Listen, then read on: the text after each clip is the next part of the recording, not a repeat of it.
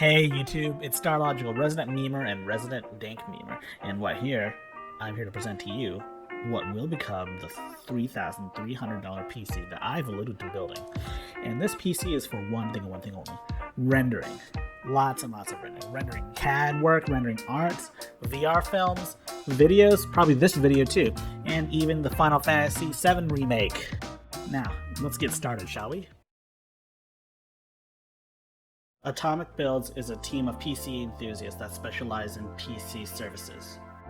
They bring the affordable cost of hand-picked parts incorporated with your own personal budget to you. Unlike major PC building corporations, their process is a deeply personal process that requires that they take the time to personally get to know you and what you need in your computer so they can build you the perfect computer for the perfect price. All of these computers being shown right now is their product, and it looks spectacular. They don't just build PCs for you, they also service other computers as well and give you free consultation on building and upgrading your own. Links to their website and their social media, such as Facebook, Instagram, and Twitter, can be found in the video description below. Before we can talk about our PC, we have to talk about each part of it. While PCs are ultimately more than the sum of their parts, each part is very important to discuss. Each part of the computer was selected for the sole purpose of rendering rather than gaming, so you see some parts here that may be not necessary for the average gamer. While it's not really meant for gaming though, this PC can definitely game with some killer frame rates. The main processor here is the 900X. It's a monster 12-core 24-thread CPU, and I'm hoping to see some major performance with this thing. Gaming and workstation, oh my god. Next is our CPU cooler, and it's an aftermarket one too. It's the Cooler Master Master Liquid ML360R. Wow, what a mouthful. It's a triple radiator cooler, and from what I can hear, it's overkill, but it looks flashy. Our motherboard is the X570 Aorus Elite Wi-Fi by Gigabyte. We select this one because it's a relatively high-end board with native support for the Ryzen 3000 series, being an X570 chipset. And it also supports a few niceties like RGB control and Wi-Fi. Our GPUs, of course, are the RTX 2080s. They are high-end graphics cards capable of ray tracing, but we didn't buy them so we could ray trace. We bought them because they were high-end cards, while still relatively being cheap compared to something like the 2080 Ti or the RTX Titans. In particular, we selected MSI's Gaming X Trio cards since they just look so sick. We have 128 gigabytes of RAM here. Yes, you heard that right. It's 2400 megahertz speeds, but it's the price you pay for stable RAM at such high capacities.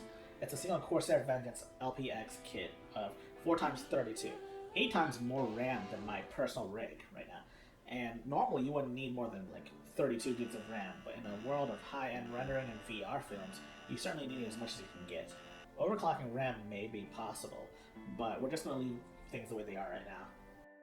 The power supply is a Seasonic Focus Plus Gold 1000 watts. From the name alone, you can already tell. It's 1000 watts and it's 80 plus gold. What you didn't know is that it's fully modular, which is amazing. It really helps out with the mess of cables and cable management. At the end, it's just so much easier. If you can spend the money, you should spend the money on a full modular power supply. Which brings us to our case. It's the Lee & O11 Dynamic. It's gorgeous, it's silver, and it's incredibly functional and modular. It's got a hard drive cage that can swap out for a second PSU if you need the additional power, which we won't. It has rubber grommets, which probably is more helpful for custom liquid cooling, but it helps to hide cables and manage them. It's got a USB 3.1 Type-C port in the front, so you know of the feature. And it's got a triple radiator mount, which is really rare for a mid-size case.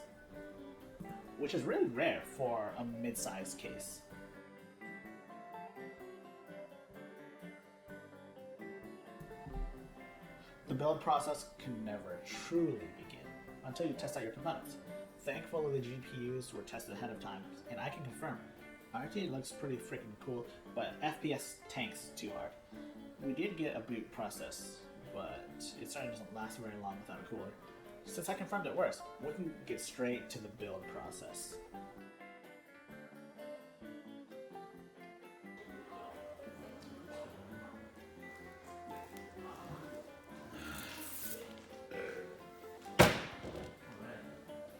That doesn't look too bad actually at the top there. It doesn't? That's good.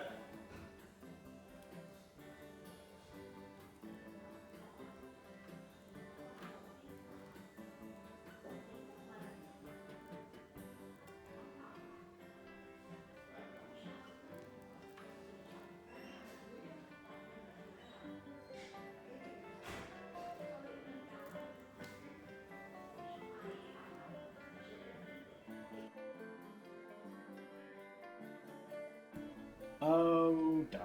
Looks like we came across our first and only major snag. The NVLink bridge. It's too large, being a 4 size instead of a 3 size. What a shame! Guess we gotta wait till a new one comes. In the meantime, we still have a working computer, but its full potential won't be unleashed until later.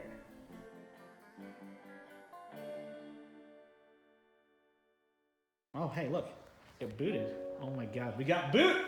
Oh my god! Give me stop some skin, dude. Stop some skin. We did it.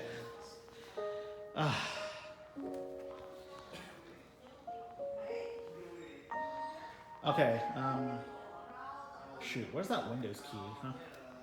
We made a mess here. Hey, we don't need much. Or so I thought. Installing Windows 10 with an official product. Yes, an official USB product provided by Microsoft for $107. For some reason, the USB is corrupted. I have no idea what the heck happened, but it's really unacceptable for Microsoft to be selling an operating system on a USB drive and for the USB to not even work. Thankfully, I burned myself a USB drive with Windows 10 already on it. And I guess that works. More of the story is just buy a key. Don't buy a box and everything. And it works. Success. It works. Oh my god. Man. Sometimes it's really stressful building this stuff. But at the end, it's all worth it. Now, to celebrate, I'm going to peel this plastic and y'all get to listen to it. Wow, that was super satisfying. Both hands. Might as well.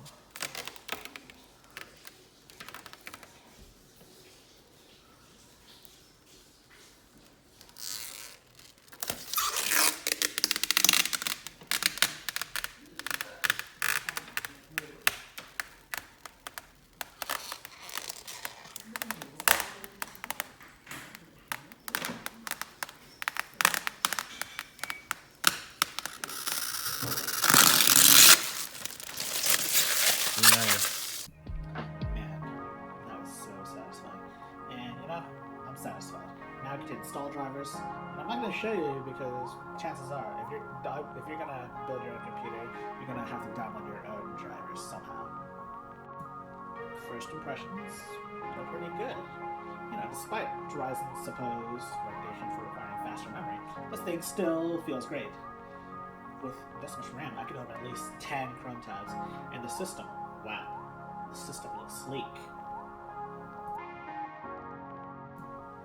I'd love to show y'all the frame rate and the performance in a more concrete, more logical, more numeric manner. Benchmarks and frames and graphs and whatnot. But that'll have to wait until the next video. In the meantime, though, if you wish to see the video first, please like and subscribe to my channel, share with your friends, and spread the good word. Also, extra thanks to Atomic Builds for once again sponsoring our video. This video would not be possible without them. Thank you very much. I'll see you next time. Bye-bye.